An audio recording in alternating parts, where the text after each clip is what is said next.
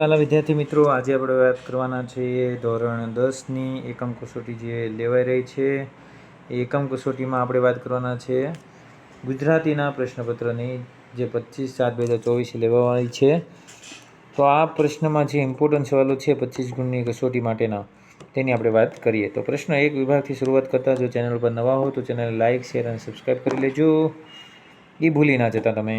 એક અમારી માટે એક કામ કરજો કે જેથી અમને ઇન્સ્પિરેશન મળતી રહે. પ્રશ્ન 1 વિભાગ એમાં ગ વિભાગની વાત કરીએ તો નીચેના જોડકા યોગ્ય રીતે જોડી ફરીથી તમારે લખવાના છે. તો તેની વાત કરવાની છે. તો આપણે જોઈએ જોડકાની વાત. તો શરૂઆત કરીએ તો સૌથી પહેલાં છે રેસનો ઘોડો, કે જે વર્ષા અડાલજ દ્વારા લખાયેલો છે. ભૂલી ગયા પછી રઘુવીર ચૌધરી દ્વારા. રેસનો ઘોડો નવલિકા છે અને ભૂલી ગયા પછી શું છે? એકાંકિક છે. આ પ્રકારનો સવાલ આવી શકે છે. આગળ જોઈએ તો સૌથી ઇમ્પોર્ટન્ટ કે નીચે આપેલા પ્રશ્નના એક વાક્યમાં ઉત્તર લખો. તો શિક્ષણના પાયાના સિદ્ધાંતો કયા છે? તો શિક્ષણના પાયાના સિદ્ધાંતો બાળક ઉમદા માણસ બને તે છે. ઘડપણમાં માતા પિતાને કોના સહારાની વધુ અપેક્ષા હોય છે? ઘડપણમાં માતા પિતાને પૈસા કરતાં પોતાના સંતાનના સહારાની વધુ અપેક્ષા હોય છે. નીનાબહેન સંજય પાસે અંકિત માટે શું માંગે છે? નીનાબહેન સંજય પાસે અંકિતનું શિષ્યો માંગે છે, એટલે બાળપણ માંગે છે.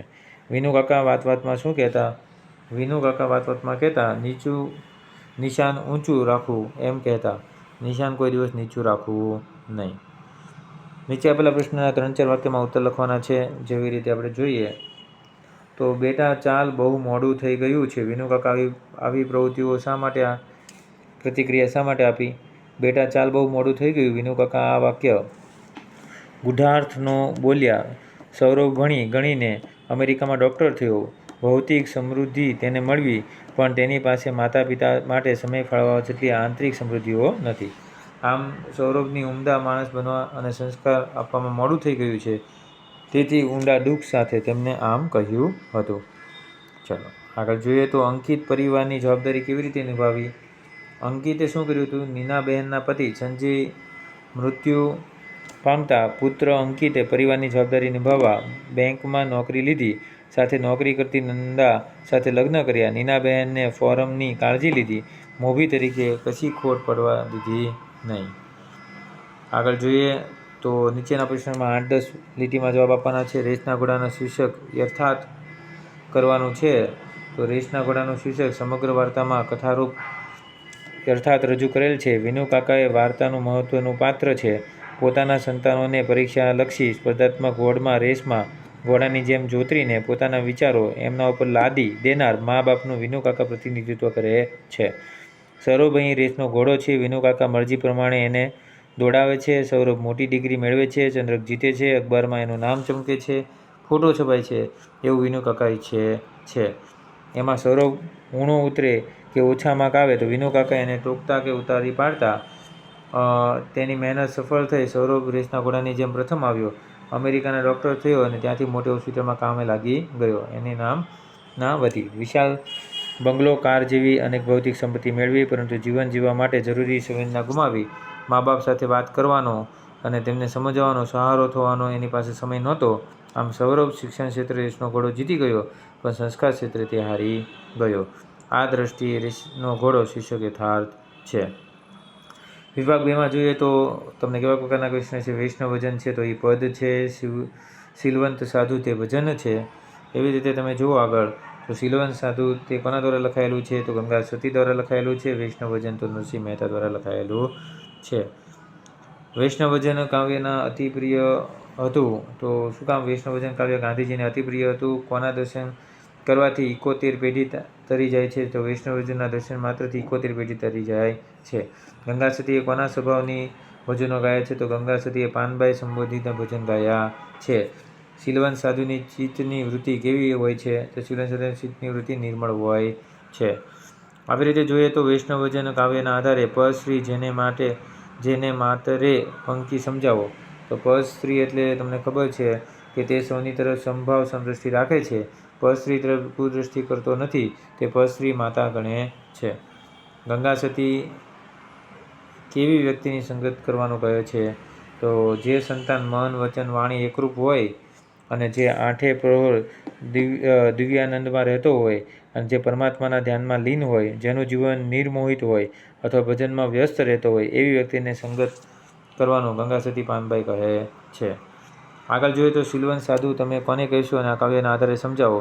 તો શીલવંત સાધુ પદમાં ગંગા સતી એ પાનબાઈ ચારિત્રવાન સાધુની ઓળખી તેનો જ સંગ કરવાની સલાહ આપવા શીલવંત સાધુના લક્ષણો પ્રમાણમાં દર્શાવ્યા છે.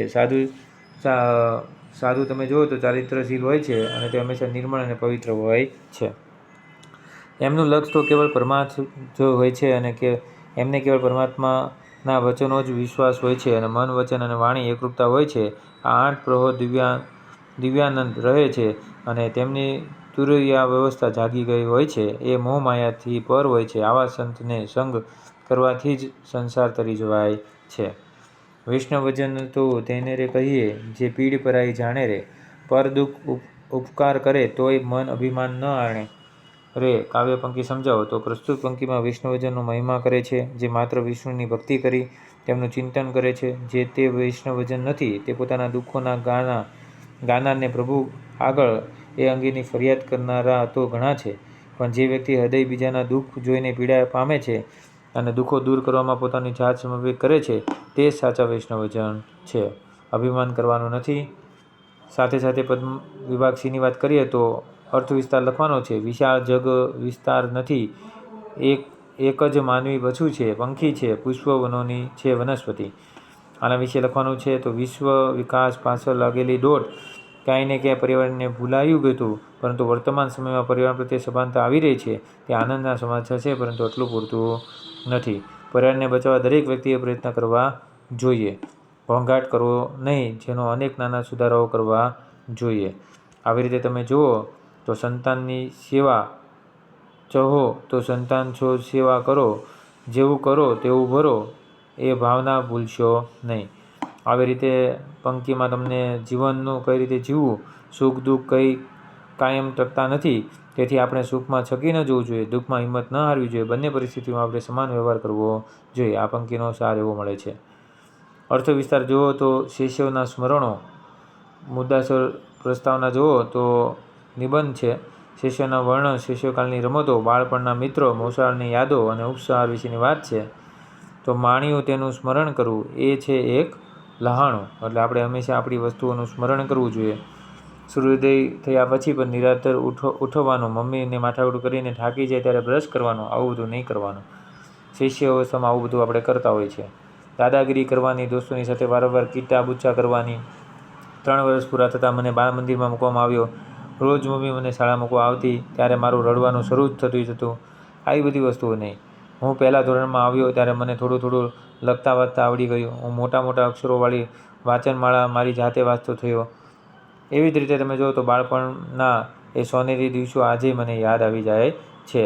આમ પીવો અને મજા કરો. હવે પરીક્ષા પરીક્ષા પરીક્ષા, વર્ગમાં સારા ક્રમ આવવાના કાયમ ચિંતા, અને દિવસો ચાલ્યા જાય છે પણ હવે રમવા મળતું નથી. વૃક્ષો વાવો, પર્યાવરણ બચાવો, તો એના વિશે થોડુંક લખવાનું છે. વૃક્ષોની માહિતી આપો તો તમને પણ મજા આવશે. ઓકે, તો આવી રીતે આપણે જોયું ધોરણ 10નું ગુજરાતીનું સોલ્યુશન.